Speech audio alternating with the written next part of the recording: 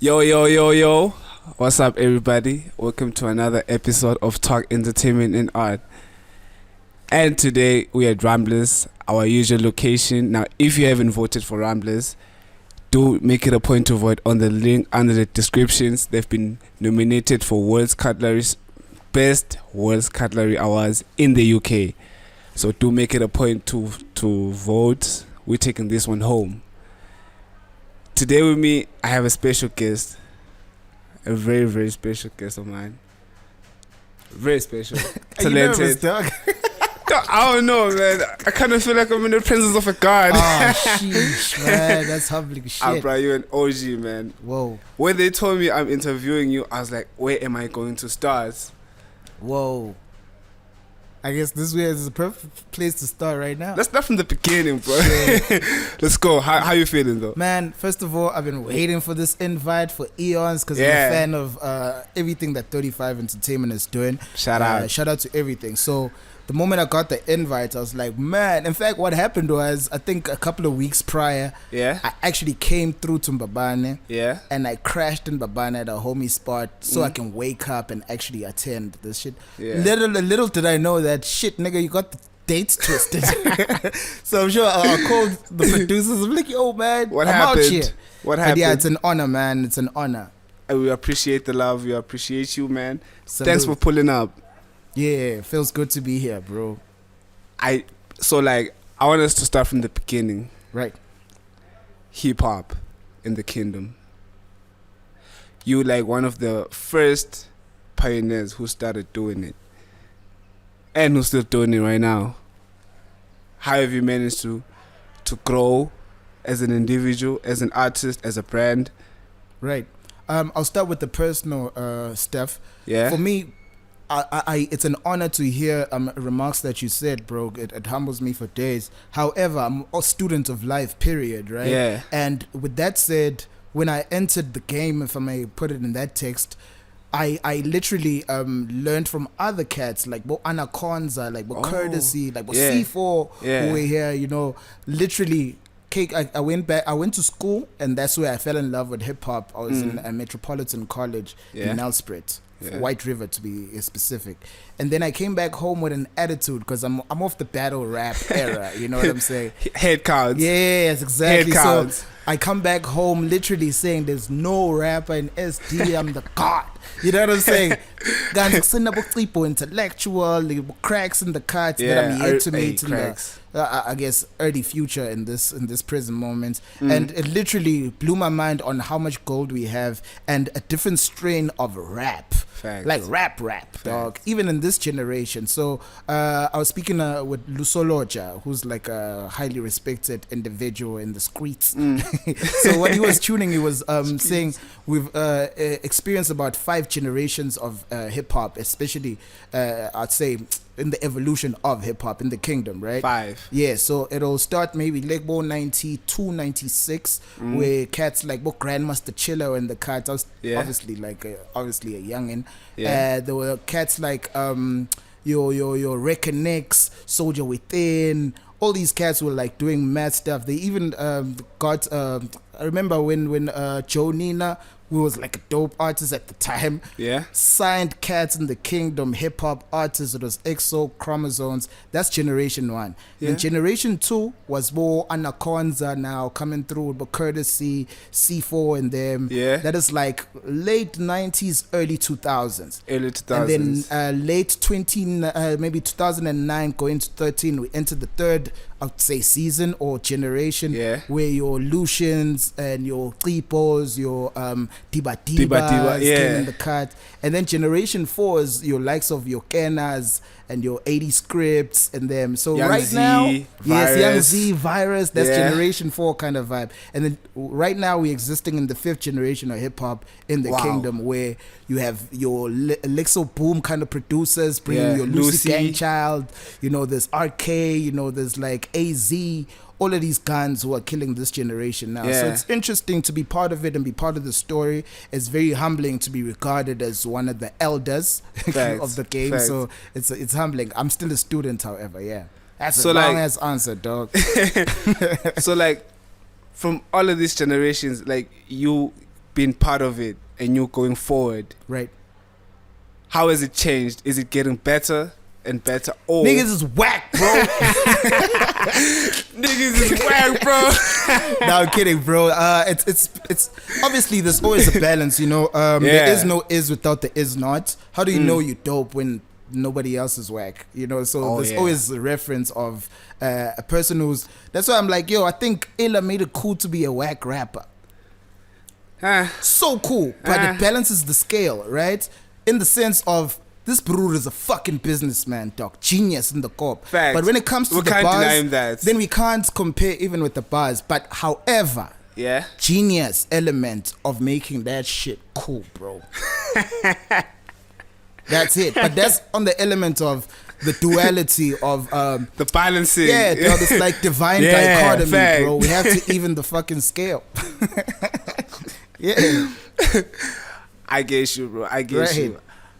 I have mad respect for like your generation, especially because like they influenced us. Like I'm from the early 2000s generation, but like we grew up listening to y'all, and I want to know, Gusi, was hip hop a dream of yours or it was a hobby? To be honest with you, I wanted to be a lawyer at a point in time. Yeah. And Wits denied me because my grades were average. Yeah, I was playing too much, bro. You know, it's only when I got to university, I'm like, man, actually, I'm smart, man. Yeah. You know? So it wasn't necessarily, it was literally a way of life because there's rap and there's hip hop. Hip hop is the culture, is how you sag your pants, why you wearing these zazas, you know. It's just how you trip, period. How you talk, how you think, how you speak, how you act. And then the rap element of it, because the people who are hip hop are not necessarily rappers, right? Yeah. So the rap element for me purely, first it started off as, yo, I'm writing these scripts to kill rappers and ciphers, and then it grew into, okay, in the studio, let's have meaning now, let's make songs, that kind of vibe. Exactly. So coming back to how it's been in the evolution of both of that, for a hobby side of things, I wouldn't say hobby, I'd say more of therapy, because later on I started realizing that, yo, my mind is loud, bro. So I need to like find a way to channel these thoughts into pen and paper. And the song, it's just an honor that people actually love the music. But I realized after some time that, yo, it becomes a mirror of You're self. You're an author now. You're writing a book. Author stages with an F. Stages. Shout out, bro. Shout out. So like, as you started as a rap battle, an artist was rap battle. Battle rapper. Were you killing niggas? What do you mean? Now? I mean, I'm too old, man. Now, to be honest, hip hop will always be hip hop, at least in my context. However, I've grown enough to understand music in a I guess full circle perspective, because I was fortunate to go to Joburg to study, and I'm a qualified media practitioner, specialized in radio at Boston Media House in Sandton. So while I was there for about 7 years, I worked I studied and then I worked for about 2 to 3 years. From literally ground up, from being a presenter to being training newsreaders, and then going into production, ended up producing the whole station because they fired all the producers because they weren't matching the skill, nigga. I'm kidding, but we're putting in the work ethic, and I went from that to now having to sacrifice being on air because I got promoted to be the co-manager of BMH Radio, which is the campus radio station at Boston Media House. So while I was there, I'm getting now to understand playlisting. I'm getting to understand different sides of music. Slots, exactly, and what's top 40A, top 40B kind of music type of stuff. So it obviously influenced how I now approach the music, right? So as I'm speaking right now, I'm working on my 5th studio project, which has different elements of it. Obviously, you're gonna get your rap, and then you're gonna get your typical, I'd say, sound now, your lock drum, piano, down tempo type of vibe. You're also gonna get some jazz, lo-fi shit. You're also gonna get some trap, dog, club stuff. So I'm trying to stretch myself as much as I can, and not just looking at it as a hobby, but as therapy, and see how far we can push this elasticity of creativity. So like, as you continued to look at it in all type of ways, right? can we talk about the music business? Amazing. Contracts very essential, bro. Very essential. I think we're living in an era where it's not an excuse to be ignorant no more, dog. Like it's not. Your Google is as strong as your mind capacity. Facts. You know, like your mind is as powerful as your Google search type of vibe. If you're gonna keep going X videos, I'm a brother. You're wasting our time. Go home, bro. how you gonna evolve, Dog, bro? go home. Like, yeah. Use that at night, bro. No, but on the real though, like. It's very essential now to, because in my perspective, I could be wrong because it's not gospel, but I feel like record labels are obsolete right now in the sense that we're living in an era where music is consumed like fast food, bro. Yeah, facts. So if you're gonna drop a double disc project, you gotta have value, like you're a Drake or Kendrick. Yeah. But if you're really on the come up or trying to scratch the surface, you wanna now literally consider the attention span of the listener. Facts. And knowing that, yo, dog, you only have one shot right now. Exactly. Singles. So with that said, having that mentality, I urge and encourage artists to go the extra mile of studying this stuff. I mean, this time, you don't even have to go to class or even read specific books. Just go on Google, go to how to understand the business, how to understand publishing. Because stuff like publishing, stuff like registering music, and stuff also like playlisting. Playlisting comes way up in the ISRC code because that's what they use now to track your music. Even your streams are now tracked through ISRC, so you can't get excited with the track that you just recorded in the studio and let me just put it up on Spotify. Go all the right routes. What if it blows up and you didn't register your stuff? And I'm like, come on, man, and then play. So I think it's very, very, very essential in this day and age rather, to it's the same shit. To actually now concentrate on the business side while you handling the both balance with the music side. Okay. Very essential. I think they all heard that. Right? Loud and clear. Loud and clear. So like, since you started like early, do you think this internet thing, this streaming thing has affected? How has it affected the industry? I think in a very good way, dog. As much as COVID like came through with so many I'd say cons and whack sides. Okay, wait, like I mean like from the era of CDs to now streaming. Yes. I wanna hear you. How do you feel about? For me, I think medium is medium, right? As long as you receive the music, it's nah. However, the evolution of that, at least from my specific humble research, is the I'd say the medium that they used to package the music started off from a record/vinyl era, right? Yeah, fact. And those things used to carry one track, the whole thing. Right, and then time evolved where they had to put about 5 tracks in one, and that was called an EP. Right. So an EP is like an extended play of one song in this one record, right? And then after time evolved, they then flipped the stuff around and had more songs, this side and this side, A side, B side. So that became an LP. Right, so EP, LP, extended play, long play. Now you have about 10 tracks, 5 type of stuff. And then obviously tapes came into the era where you can just rewind, press a button. That was the big woo-ha at the time. And then that evolved into CD where you can just skip whatever type of vibe. And then with that said, that vibe. Now we on the what's this? USB/streaming era. Yeah, fact. And downloads are slowly vying because. But hey, man, you need to drop these data charges, dog. Running businesses here, bro. So when the data goes down, bro, we're gonna see the potential of all of these platforms that we have created in the music, and also the potential of us reaching more masses in a niche, I guess, approach in the kingdom of Eswatini. Yeah. So when we're in the right path, and slowly data is going down and down and down, and we're gonna be fine. Do you think that it's now easy to make it than it was when you were coming up? I think it's more difficult now, dog.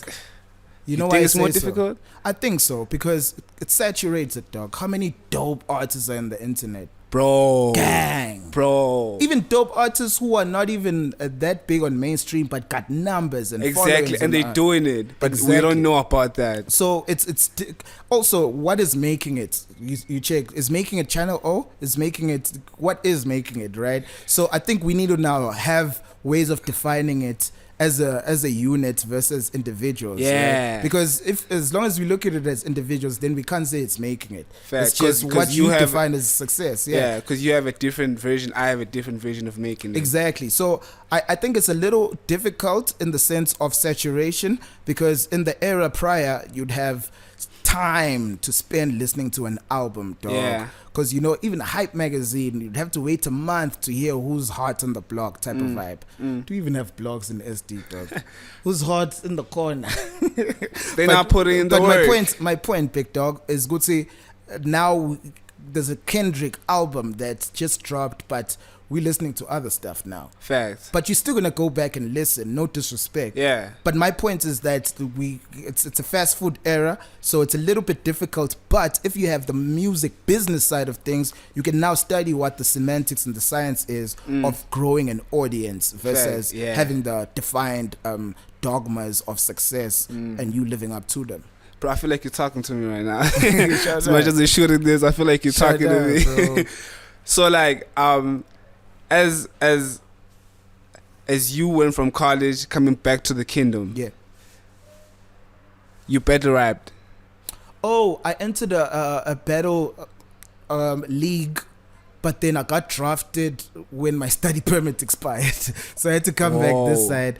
But I'm still cool with it. Shout out to Hip Hop 411 and Joburg. Shout out to Anti Bullshit. He's like a fucking dope ass god in the scene in hip hop in Joburg. So, yeah, he actually was the one who wanted to draft me into the league, and I was really ready. Supposed to battle a cat called Fahrenheit. Come to the kingdom, so I kill you. Yeah, pull up, bro. But what you doing? It's all rap, man. So the battle scene was very much alive in Jersey, and I wish to see it happening here in the country. Do you think it still has a chance of coming back? I wish, man. I think it can coexist, to be honest. Yeah, not to have battle rap in the mainstream. Let it be underground. Oh yeah, and let it exist underground. I mean, there's the hip hop lovers. There's leagues like KOTD in Canada, dog. Yeah, and King of the Dots. This URL, like proper battle leagues. It's almost like you're watching Mortal Kombat live, dog, with words. You know what I'm saying? PlayStation. Killing each other. Yeah, but it's literally human beings using literature and grammar, and that's that. Good writing. Intelligence, period. Yeah. So I think it's a very beautiful sport. I wish to see it here, but we obviously have to do diligence by educating and inspiring and at least creating the platforms for such. Yeah. So like, I've listened to. I remember you once went for freestyle at Season School. Oh yeah, classic era. Bro, how did that happen? Bro, let me tell you this. Alright. So I was signed under Claiming Ground Records at the time, and I was sitting at home. You know when you're just hungry as an MC, bro. Yeah. You're listening to everything hip hop like, from Shizniz, you know, all the South African content. You remember? So I would listen to I think it was Airborne, and then they introduced Season Scoop. They used to have a slot on the Saturday, and then they brought it to Thursday and made it hip hop. Yeah. So I'd be chilling at home, dog, here in Babana even, just listening. I'm like, these guys are whack, bro. Like, I bet I can go to Joburg now and murder these cats. Like, literally. Yeah. And then I was like, let me lie to my label and tell them they called me. Yeah. But they later understood later. Yeah. Really, they didn't call you. So I tell myself, okay, let me call some homies in Joburg, because my best friend Tony, shout out Tony, he's in Durban now, but he was in Joburg at the time. I'm like, yo, dog, I'm coming through. I'll be there for like a weekend. Yeah. Just house me there. I will obviously cater myself with everything else. Yeah. I went to Joburg, bro. We went outside to we drove all the way to Hyde Park. Yeah. YFM Studios. Just find a population of rappers by the parking lot, dog. Ciphers.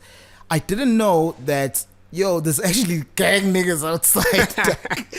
I'm like, okay, it is what it is. We here, dog. We came a long way. And then I was like, bro, I'm not gonna waste time trying to cipher, prove myself to these guys. I know why I'm here. I'm gonna chill by the door.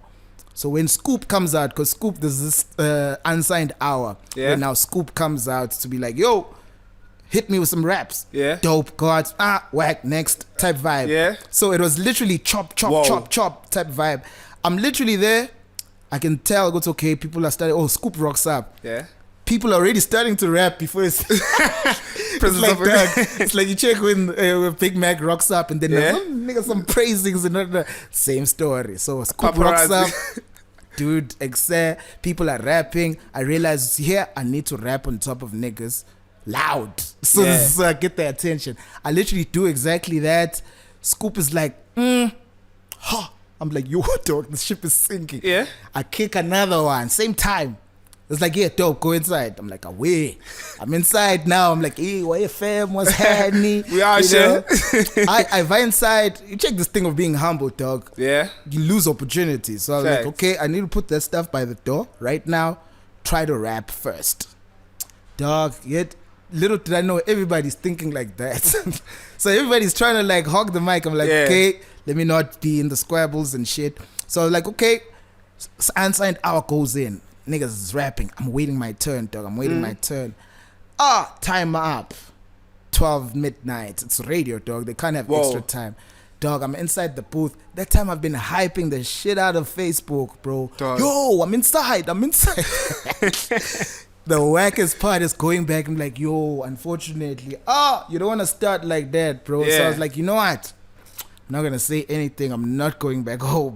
Yeah. With this L. Never. I'm chilling here. Yo, Tony. It's cool, dog. I'll chill because I'm a man of my word. I said I was on a chiller weekend. You don't wanna be that visitor now. Decide. I'm like, yo, I'm talking to Hlengwa. Hlengwa stays in Sandton, so it's near Hyde Park. So I'm like, okay, since we're moving from Centurion, it's just a lot of admin. I'll crash at Hlengwa's place. Shout out Hlengwa Blackhead Design Studio. So I was chilling with them just for the whole week. Bro, we've been rapping, preparing. Yeah. From Friday, because this thing happens on Thursday. Imagine Friday, the whole week I'm in Joburg just for that slot, bro. Shit. Wednesday, I'm hyping again, bro. Yo, I'm on YFM, yo. Listen up. It's going down. Dog, same story. I had to audition again. Yeah? Scoop doesn't remember me. What? Oh, of course, dog. There's like 1,000 rappers out there. Outside. Yeah, rightfully so. Now he rocks up. Again, now I know the ropes. I'm okay. I'm camp same spot. When he rocks up, I'm the first one kicking it. Pa, pa, pa. It's like, yeah, inside. I'm like, away. We've been here before, man. Bro. Deja vu. Dog, first time I rocked up. Now it's inside. I'm trying to play my CD. It's not playing. What happened? Jammed or something? I don't know, bro. It's just devil playing tricks. Devil, bro. You know what I'm saying? And then luckily there's a guy I remember from outside because I came there early, so I ciphered a little bit because I just wanted to see. And some guy called Humble Pen Pusher. Yeah. Shout out Humble Pen Pusher. Hey, I'm shouting hard. Shout out Humble Pen Pusher. So what he did, he rapped before me. Yeah. And then I'm like, dog, can I use your beat? Okay. He's like, sure, no doubt. I rapped on that beat, dog. The rest was history. Yeah. siSwatin just kept saying, yo, come back next week. Dog, I was a regular for almost like 3-4 years coming back to YFM full clip. Up until there was like the Season Scoop All Stars type of vibe when they were closing. I remember like, yo, they put everyone. Yeah, but they were like, yo, no rappers don't come no more. Yeah. Strictly by invite. Yeah. And 3 guys are winning a slot to Back to the City. The festival. Bro, the hip-hop festival. What happened to Back to the City, man? So in my mind, I'm like, it's still there, actually. I think they're going to bring it back this year. It should. But hey, they have. Osmic, bring it back. Anyway, bro, so Osmic, actually, funny enough, he was there. He's like the head of Ritual Media, which runs Back to the City, SA Hip Hop Awards and whatnot, right? So he was there as a guest judge, if I may say, because it was season finale kind of vibe, right? So Mickey M, all of these guys, dog, Kate Castro, Dog, I remember Castro, Casper, even, dog, before he blew up. Yeah, he was there. Oh yeah, dog, Reason, but Reason was an OG kind of sort of there. Oh yeah, but he wasn't there in that era. I think he'd come through as a guest or whatever. Okay. So that happens, dog. Niggas rap. I came through late because I was a student at that time at Boston Media House. So I got a homie of mine who was going to give me a lift and back. Yeah. So I got a bit late, but and he's stressing, wanting to leave. So I just have to rap and honor this broer, dog, to go back home. Bro, I'll go in there, do my thing, raps. They lose their mind. get into the car, we leave, turn on YFM, and we listen. As we're driving back from Hyde Park to Randburg, except Ozmaker's tuning. So yeah, man, I heard everybody. Top 3, this nigga from Swaziland. We're like, yo, bro, U-turn, bro, U-turn. We had a U-turn. We're like, what? I don't follow these crews. I want a slot to perform it back to the city, but it clashed with Friday Night Live because I was pushing Lution and the band in the Kingdom at the same time. Oh, so I'm like, you had to pick one. And that time, it's a slot to Bushfire. I was like, yo, I need to get into Bushfire. But I had been on Bushfire from Claiming Ground and LIT time. Yeah. And then now I was like, bro, with the band, even this side. Back to the city? I sacrificed back to the city. I believe I'm going to perform there again in the future. But I had to sacrifice back to the city. I respect you for that. Oh, snap. Thank you, man. Because we didn't win, bro. Yeah. But hey, we did our thing. Yeah. That was a tough decision. So yeah, that's literally how it happened with the Season Scoop era. I was part of the 3 mixtapes. I think they dropped about 7 episodes. Okay. I was on episode 3, episode 5, and episode 7. So like, after battle rapping, studio time. Mm-hmm. How did you start? Like who are the people you started with, and how was the experience? Sheesh, man! It started in high school. I think it was grade 9. Yeah. So I was about maybe 14 years old, and then by the time I was in grade 11, because from grade 9 to grade 11, those 2 years, it was just battle rap, writing 16s for ciphers. Different schools are coming through on a Friday at the park kind of vibe. So it moved even into schools when it's like sports. There's rappers from that school. We connect mics and we go on. So how that moved into now recording in the studio. Yeah. Shout out to Black Sheep. Shout out to Andy. All these Jelik Knight was from Mozambique, because it's boarding school cats coming from different different backgrounds, now different also experiences of studio, and some are beat makers. They were like, yo, let's find a studio around. We paid about $200 for studio time and for an hour. Started writing songs now to in fact we'd come through like Wu-Tang. You still have the 16 but in a song now. Okay. Like about 16 songs with features about 4 or 5 guys kind 5 of minutes, mixtapes. Yeah. So we'd have some of the songs just buzzing in school level, so we kind of popular at high school type of vibe. And then when I came back home, the first song I recorded was at Waterford at Crystal Dream Records. Shout out Talika Rees. He was like an OG at the time, like best equipment type of vibe. First time recording and hearing myself, like feedback. I was like, what? Okay. What's going on right now? So from then on, I started now writing a project when I was in matric, because I'd come back home. This is like grade 11 still. When I come back home, record now in Swaziland and still go back. Now when I've matriculated and came back home, because like I said before, Wits didn't accept me, so I had like years of gap years, but the Lution just came through. Now literally just before Headcount era, I'm already writing a project called The Psychotic Revolution, which is my first project, and I think there was World War 3 battles, so I'd be rapping with my homies in the hood, because nobody else raps, so you like the dopest there. But until you meet others, so we hear headcount. In fact, before headcount, it was World War 3 battles at the park. That era is amazing, dog. The youth was alive, bro. Everybody would come through for basketball, for all of this culture, So there's a guy who's just cocky on the mic. I forgot who he was, though. Was just talking smack on the mic. Might have been Virus even, I don't know. But talking smack on the mic, they were like, there's no rappers, whatever. Oh my jeez, I don't remember. But my homies are like, yo, dog, you need to handle this guy on the mic. He too much now. But I'm humble. Also, I'm like, HOs, they don't need this juice, man. You know what I'm saying? Don't deserve this thing. And then somehow it got how there was the first battle, second battles, but my homies are just hating, including me. Like, bro, word. And then they push me. Who's next? Because this guy is still knocking them out on the mic. Bro, I stepped up, and it was like the dopest man standing. Until, even if you like win about 5 battles and then the 6th one they knock you out and then 7th one is over, that guy will take the crown. So it was structured like that. The strong survive. We really want to know. It's World War 3 battles, and I like how they structured it. So I think I went in on the 4th battle, right? And I think I battled about close to 17 rappers, dog. Back to back. Out. Next, out. Next, out. Next. So I made a name for the first time in the country like that. And first time appearing in the newspaper also in the capacity of Psycho Lution, you know. So I was this cat and like, who's this guy? And then after that, there were other rap battles because the culture was just alive at the time. Yeah. Other rap battles held at Tinkers, held by For the Love of Hip Hop, which was I think Mosaic and Linz and Ty. I remember For the Love of Hip Hop. Yeah, For the Love of Hip Hop. It was a radio show, and then they had shows hosted at Tinkers. So they hosted a battle where I think we win a track at Claiming Ground. Yeah. But Mosaic and Courtesy were like those guys, though. Okay, these guys are in the papers. Cool kids in the city. You know what I'm saying? And we underground there just hating, bro. So what happens is now they host that stuff in Manzini. And us Mbabani kids like, my dog.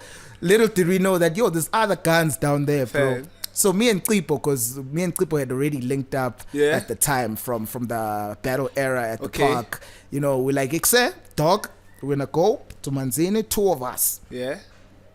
We're going to make it to the final. Or one of us will. But if you win, nigga, we drinking the money, dog.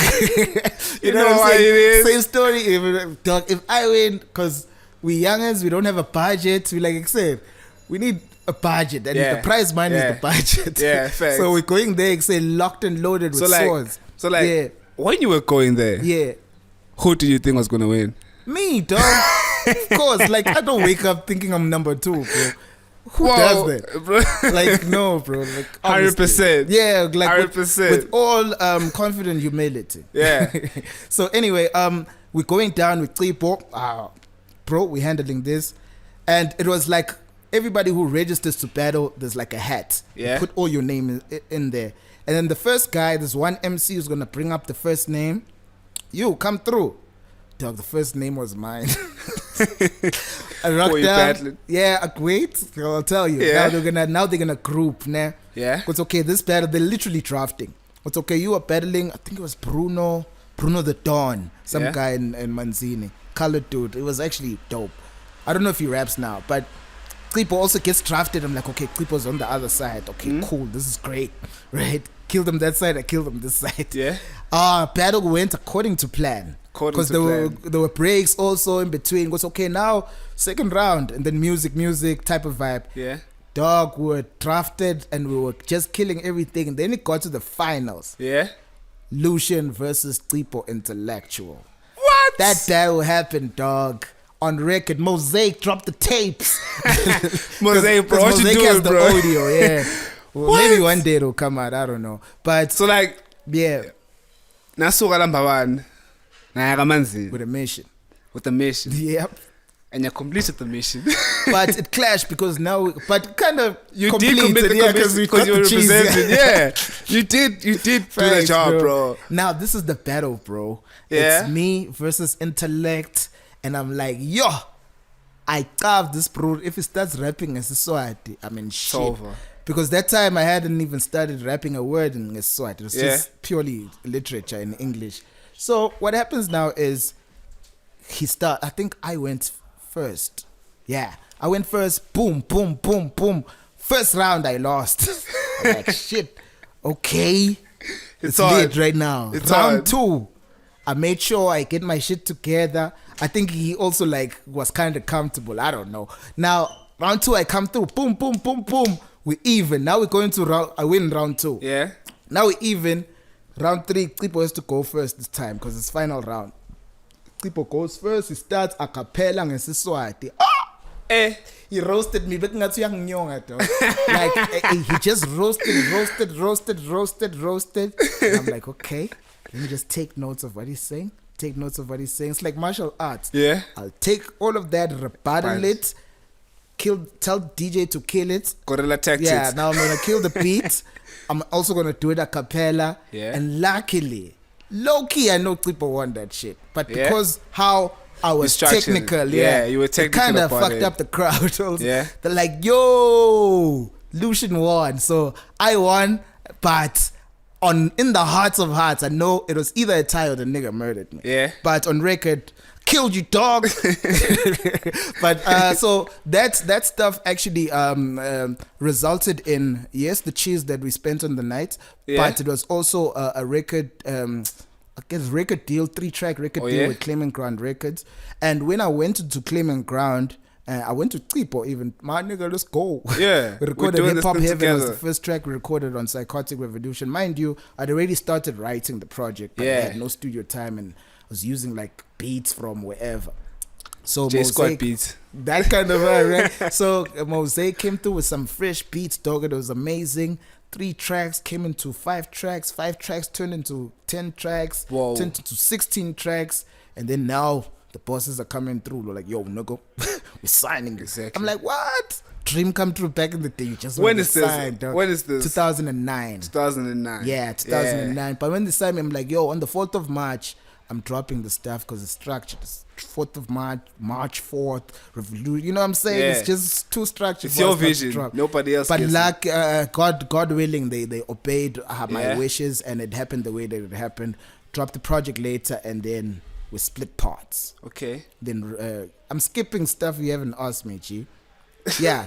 To answer the question, that's how it happened with the rap era and how we got into recording. Let's continue from Claiming Ground. After splitting up. Okay. While you were in Claiming Ground, was it a good experience? Or like, amazing, dog. I learned a lot. Shout out Mosaic. I learned a lot, bro, from Claiming Ground. And I got to understand different things that I carry till today. Okay. From understanding recording techniques, also specific writing. Actually, I might as well share this one. Go see, when it comes to switching flows on beats, I learned this shit from Mosaic. Yeah. Go see, you literally strip the beats with your ear, from the hi-hat to the drum kick to whatever. To the key, to and the then snare. you write on that. If the snare is... Use that to write. Or the bass is going a certain way, you literally write to that. So that's how you're able to have your flow sit exactly on the beat. So that's like one of the many things that I learned from Mosaic and Claiming Ground. It was purely like an academy of some sort. Yeah, academy. And then after Claiming Grounds, you went solo. I went solo, but not necessarily solo, because LIT came into the picture. Yeah. LIT was Labahambago in transit. Okay. Because damage, it was more of like an umbrella collective between myself, Tipo Intellectual, Cracks, and DJ Mosfeb.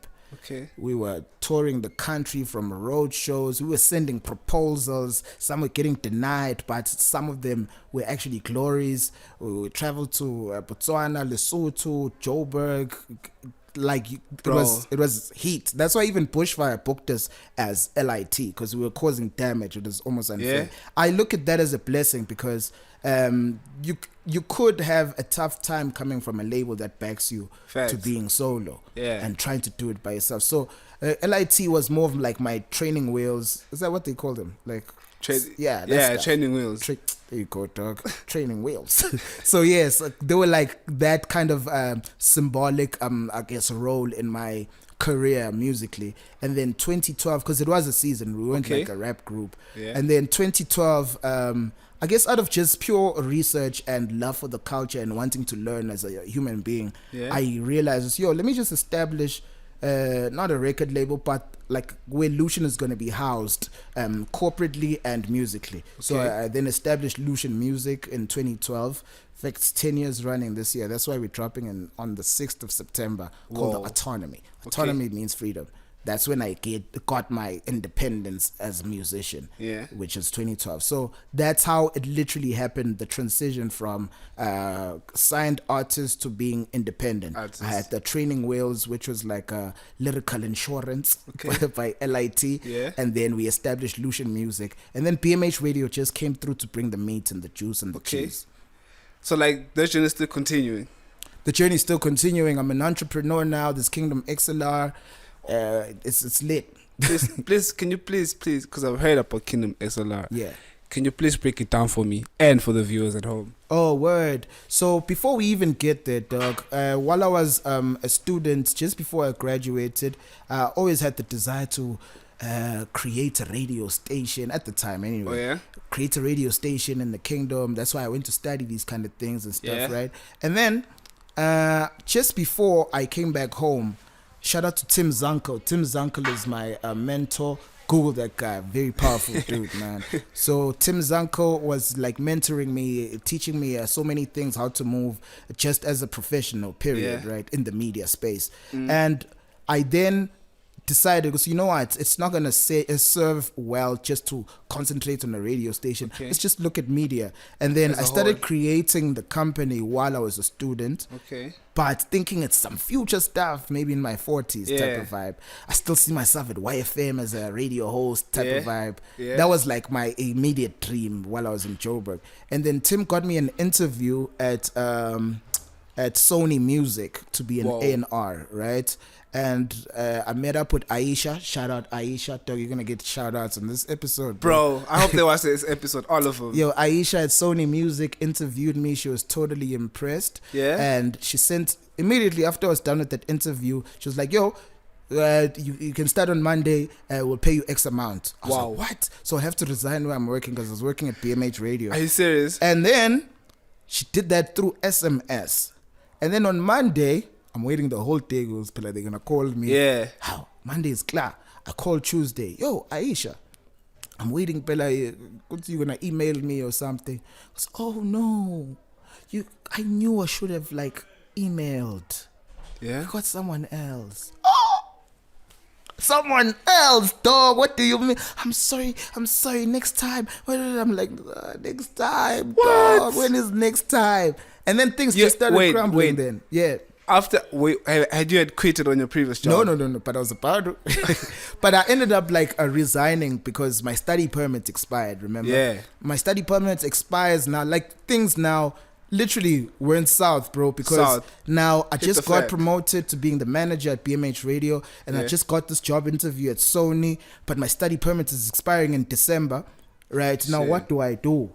Let me go the legal route, man. Legal route, dog, it was just trying to get a work permit is a mess, bro. I ended up with two options, bro. Option one is get married. No way I'm getting married for nationality, dog. My hand was ready at the time when I was so I was like, nah, that's not an option. And option two is corruption. I'm in the media. That's stupid. They're gonna catch you. What am I trying to do? So I was like, okay, Tim, what do I do? I go back to Tim. Tim, what do I do? Tim is like, dude, this is the perfect time to start your company. Go back home, start from scratch. I'm like, serious? Because that time you're like, why me? Yeah. I was like, perfect time. Go back home, toil the soil. Little did I know, I come back home, lockdown hits. I'm like, what? This is perfect time for me to craft. So from then on, we established, I did all the stuff of registering the company and trading license, just the works, and also learning from people who have done it before, because I'd never registered a company in my life, right? So I'm learning all of these things, and I got to the point where, and this is year 2, and it's been amazing, bro. In fact, the growth, it's growing quicker than we expected, and it's going exactly where we needed to go. Because we are dealing with clients on the corporate space, and we're making a thumbprint in the popular culture space, from XLR tape in the newspaper, XLR plug on IGTV, and XLR plug on the newspaper Times and Observer. And we're just causing damage with everything in terms of causing good damage, because I think I've been seeing damage for so long. So XLR is a platform of is it for specific people, or it's just for the industry? To be honest, it's designed for the youth and young adults, in the sense that it's a media powerhouse that stretches across the different spheres, right? So like I said before, there's the press side of things where but it starts from the music compilation. So we are purely concentrating on 100% quality local music. So we are on our 15th episode, and each episode is about an hour long, and we treated we strike a balance between music playlisting and podcasting. So it's almost in the sense of you listening to 3 songs. It's almost like you're listening to the radio. Listening to 3 songs, and then just before the 4th song comes in, a beat by Lexo Boom is in the background. And I'm back announcing, yo, that was a song by Lucy Gangchild. That was a song by whoever, Trent Omar, whoever I'm saying. And then let's listen to the beat by Lexo Boom. The beat will play, and then 3 more songs, just like that. That's how the episode is curated. And then that spills off, because it's the whole I'll say business model of XLR Media is purely on IMC, which is Integrated Marketing Convergence, right? So from music compilation, it then spreads off to the newspaper through XLR tape. Okay. So we'll go to that one song by Manana or by Sands. I'm like, yo, we want to ask this question, and then it comes out in the newspaper every Saturday on the Observer. Okay. And you just read and profile purely on the song and whatnot, bro. And then almost done. Yeah. And then with XLR plug, we're literally now profiling everyone who's outside of the music, or musicians as well, but whoever's actually having a thumbprint in the game in a positive light. We document them through XLR plug. We've partnered up with Nolo D, who's in Joburg, and Polokwane, the two provinces. So she's doing it from an outside perspective. So you're purely getting a great documentation that is unbiased. And then there's also publishing side of things. There's Red Jam Productions, where it's purely music and we play the role of a publishing, and Mechanical Rights, where we provide the studio for specific artists who come through. But if you want to come through and record, we'll charge you, but we here for the game. Reasonable prices. So like better than prices I used to pay. Oh, okay, no problem. So like besides Psycholution as a businessman, as an entrepreneur, as an artist, or as a friend, right? How have you managed to deal with yourself in terms of growing up? And I think I got a cheat code, dog. Yeah. Because what I do, I say this with all humility, in the sense of this element of, wait, before I even get there, bro, shout out to my parents, dog, because they did a kick-ass job in the upbringing. Okay. Yeah, like my dad would always tell me as a young and goes, yo, you will stand out. Yo, you a great type of vibe, you know. Okay. So you grow up as a bouncing kid. Yeah. So that I have to give credit to my parents. Obviously, God ordaining them to choosing them to be my parents, because we don't choose these things. So gratitude to that, and appreciation and props. And what I personally do till today, I think started even before I went to Joburg. I listen to audiobooks. I used to read books, but I don't have time anymore. So what I do is I go to YouTube, search for an audiobook or a philosophy. I'm deep into philosophy. Your Alan Watts, your Sadhguru, your, pretty much all of that philosophical stuff. I then play some lo-fi stuff on another tab, still YouTube, and then maybe drop the volume on the music a little bit. And then you listen to them. Then I sleep. Like I don't, maybe just for a few, maybe an hour while I'm still awake, but I sleep. Every time I'm sleeping, there's like stuff I'm absorbing through reading books, because that time I'm not dead. Fair. My subconscious is buzzing, so I'm absorbing unknowingly. So I find myself on the radio when I was still on the radio. I don't know where I read this, but boom, boom, boom, boom, boom, boom. I'm just sharp and I don't understand how, but that's my, and then now I'm doing it consciously. Now I guess I call it mindful breathing. People call it meditation, but I just spend time with myself and God particle and just self-development each and every chance that I get. Okay. Yeah. Okay.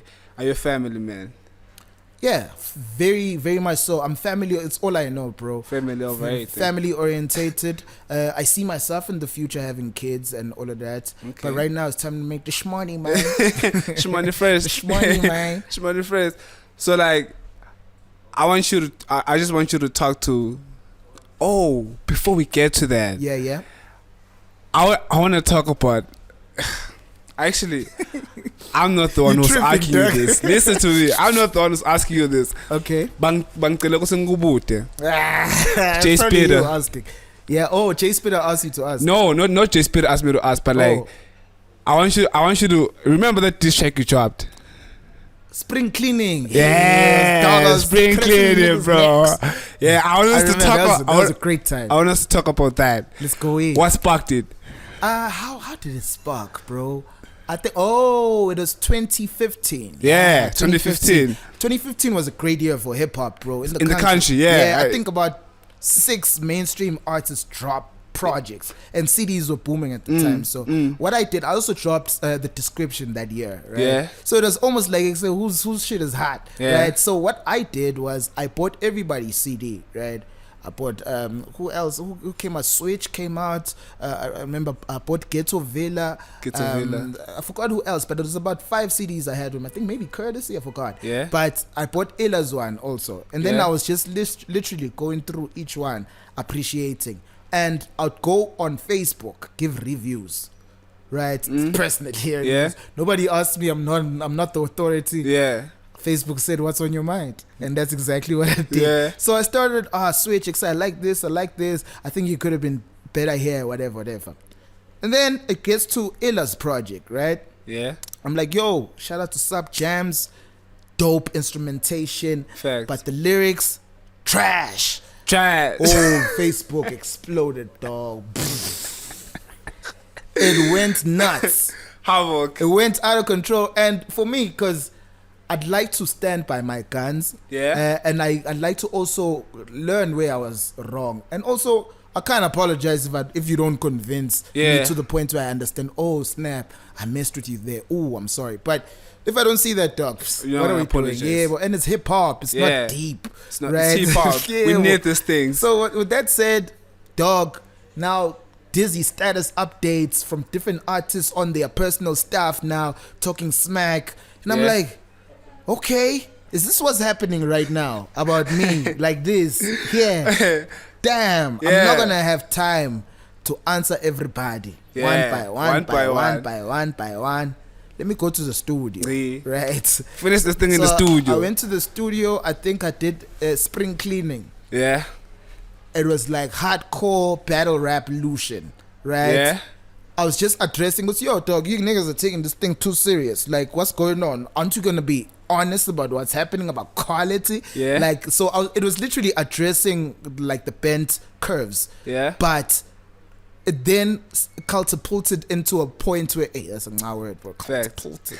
So it got to a point where now cats are expecting a specific thing out of my address. Yeah. They're like, nah, dog, where are the names, bro? Where are the names?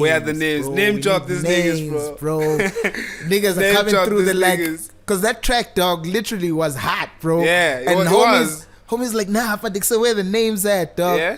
And then the homies who thought they'll be addressed started talking more smack. I'm like, okay, let's do second half. Yeah.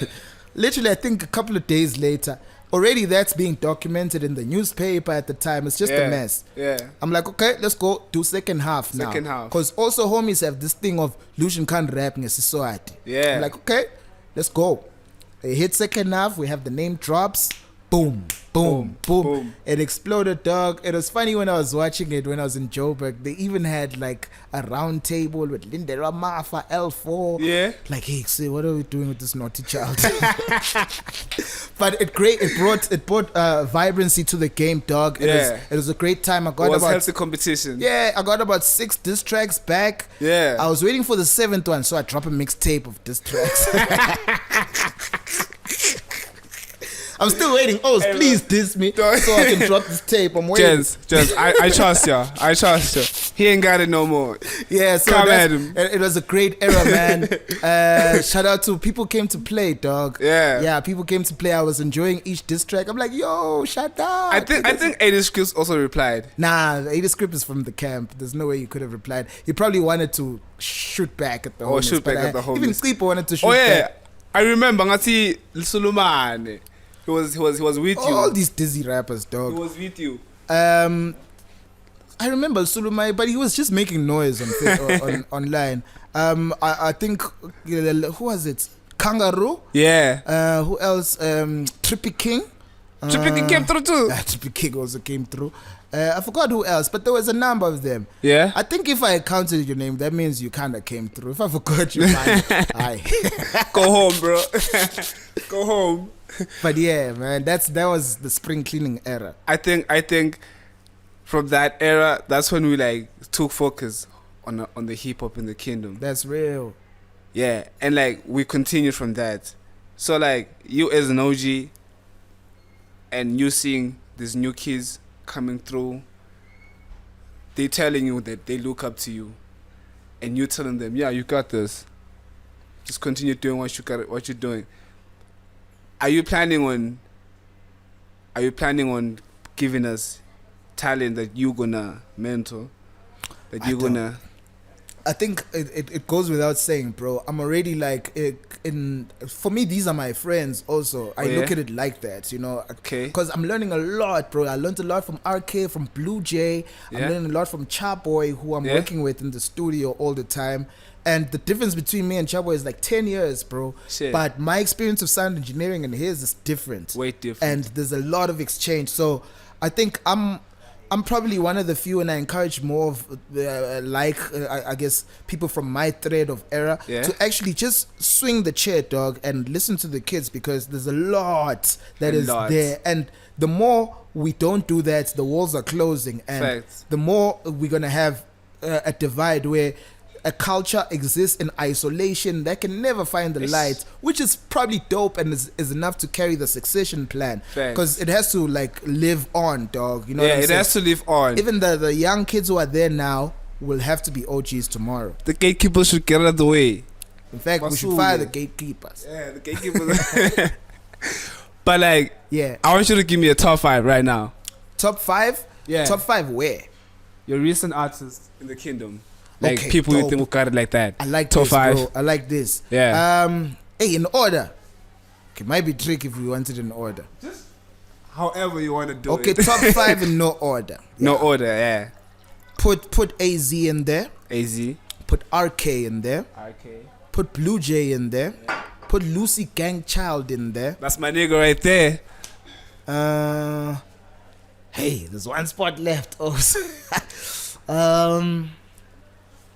I'd say put Lucid Music in there. Lucid. Yeah, Lucid Music is gang. Let's go to the South African new wave. SA new wave. Yeah. I'd obviously put Nasty in there. I'd put Aries in there. I'd put Master Difference. I'd put but Blackie's not a rapper, right? He can rap though. Wait, he makes good music. Yeah, so I'm like trying to get music. Like lyricists. Yeah, nah, let's not put him on the list. Let's not put him on the list. Blackie. Yeah. And then I'd say Shane Eagle. Ooh. I put Shane Eagle in there. I'm left with one. Yeah. For some reason, New Era. Okay, shot.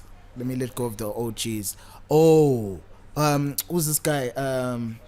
We featured him on the XLR music compilation, dog. What's his name again? Lucas Raps, yes. Lucas Raps. Hey, Lucas Raps. I kind of feel like he can rap. Lucas can rap. Lucas raps, bro. He raps. He raps. He's a dope rapper. But when it comes to records... but I did say I'm giving you rappers. Oh, yeah. Yes. Oh, yeah. That's why we put Blackie as an honorable mention. So, like, like my artist, do you think you can like out-rap them? Obviously. Let's just get that out of the way. I was speaking as the umpire. I told you, dog, I don't wake up to be number 2. You know, until I'm humbled by the food chain. Then I'll have to acknowledge my position. Yeah, until someone can replace you. Until that happens, dog, I'm not planning not to be the best, bro. I had attended a workshop at 2328 where we're talking about the music business. Can you share your knowledge about that? Like the business part of songs, like because I think a lot of people in our kingdom haven't actually realized that it's more than just going to the studio and recording a song. It's more than just I'm selling you a beat. It's more than just that. There's the business part side of it, royalties, publishing. And can you just give us tips and your knowledge and your own understanding about that? Sure. I'll share on two sides, right? I'll share from a perspective of an artist. Yeah. And I'll also share from a perspective of, I guess, exec. Okay. Right? From an artist side, your music is done in the studio until we actually have I'd say emulations of your Samros, emulations of your Risas fully functioning in the country. Yeah, in the country. Unfortunately, we'll have to now bypass until the government actually catches up to where we are. Right? Yeah. So until that happens, you have to go to your typical Samro. Yeah. What's dope about Samro is that it's Southern African music record organization. I hope I'm getting it right. So Ministria. Yeah, and then there's RISA. They generate the ISRC codes. Yeah. So ISRC codes is what they will use to collect your royalties. Yeah. To track the and music. Then, yes, and then Samro, you become a member, so they collect the money on your behalf when it gets spun on the radio stations. And then from then on, you can start releasing your music, but you need to either collaborate with a publisher. Yeah. Or be a publisher yourself. But being a publisher, you need a registered company and all of that jazz, right? So you rather partner up with a publisher. Now, ask yourself what does publishing do?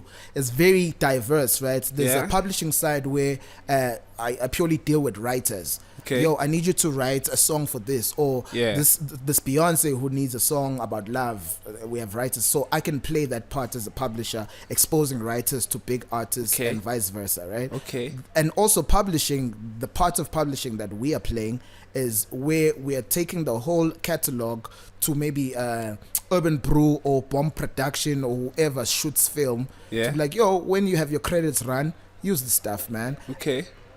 It's smarter to say use it for free because you know if it plays on Mzansi Magic or wherever, you get your royalties, right? Because it's registered. Fact. And royalties from TV are different from royalties on radio, and royalties on radio are different from royalties from streaming. Streaming is weak in comparison to radio, and radio is weak in comparison to TV. Okay. So you want to know all of these things and know what's okay. Publisher will actually assist in this, and also another line of publishing is actually getting the music into the radio stations. So it's literally educating yourself about all these things that make everything tick as a brand in the music business. And then on the exec side, I hinted it a little bit from what I was speaking about earlier, that we need to now encourage our OGs in all these positions to actually, because we always say, I look at that as a good thing.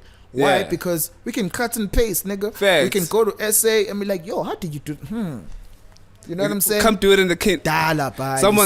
Somebody said that this thing of Swazi artists going to register to Samro doesn't make sense because we can have Samro of our own in the kingdom. Thank you. And Samro is not by the government. Exactly. Yeah, so we can, dog. I think it's only this generation of, I guess, my generation. Yeah. It's on us to at least not fight the mic with the kids, Fact, at least man. Provide the platforms that will make the stuff work. Because clearly we care about it. I look at it like soccer, my dog. Yeah. Check Diski.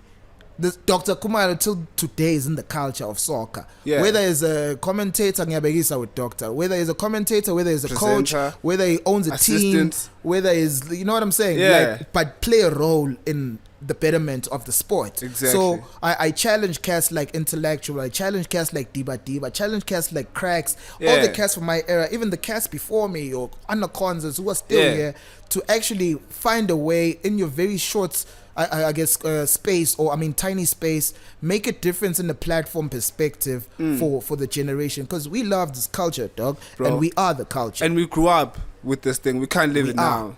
We are the culture. Yeah. So like, thank you for sharing that with us, and I think I don't have any more questions Felt for like you. Therapy, man. Yeah, for real. If you'd like to say something, give a shout out or something, I don't know. Yo, I'm the best to ever do it in the kingdom. Fucks with me, no go. No, I'm kidding, man. I like to thank God, bro. I'm a product of God in every sense of the word, and I always try to literally bring myself to getting to understand more. So if you're out there also trying to do your best in whatever that you do, make sure you embody the attitude of gratitude. Make sure you know that tomorrow is better than today. Facts. Always have that mentality, because nobody's gonna gas you, dog. You gotta gas yourself up. And some people are gonna say you're too arrogant because they're not feeling themselves, bro. Exactly. So you don't owe yourself to anybody, but you owe it to everybody to be respectful to the environment and the people that occupy it. Ooh. So just be responsible with your freedom, and freedom, dog. Freedom is literally yourself being in the element of peace. And where's peace? Peace is in the middle of joy and sadness. You get me? So don't be too excited, and don't be too depressed. Just find peace and share the peace and share love. Thank you. Thank you. That you heard that. And also I'm the greatest in the kingdom. Bro. You heard that. Thank you very much for pulling up. Thank you so much for this conversation. I hope I can see you again, man. Thank you, man. Season 5 is taking over, man. I copa the name of Dlamini. Psycholution with me. We out.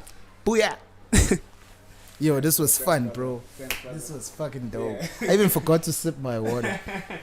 I feel like therapy. Yo. How long was that? An hour, ne?